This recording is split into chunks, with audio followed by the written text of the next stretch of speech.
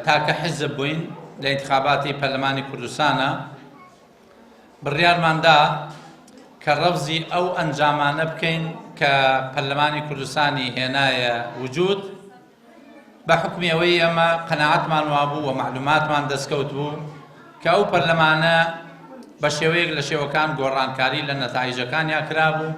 هەر ئەو کاتەش جەنابی ماوە ساعلی باپیر سەرۆکی کۆمەڵی دادگەری فەرمووی پەرلەمانێک کە بە دیزاین هاتوێتە ئەنجام ناکەوێتە سەر پێی خۆی.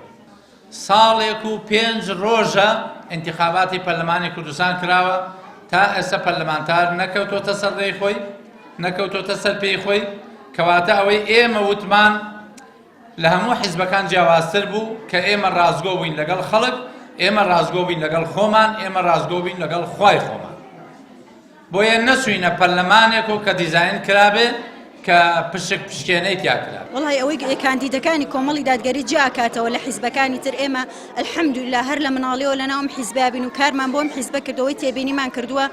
یەکەم خاڵی سەرەکی ئەوەی کە هەوڵی بۆیان و ئیشی بۆکەن پاراستنی دین و ئەخلاق و ڕۆشتی کۆمەلگایە. ئەمە کە خاڵێکی زۆر گرنگە بۆ هەموو کۆمەلگایەک پێویستە.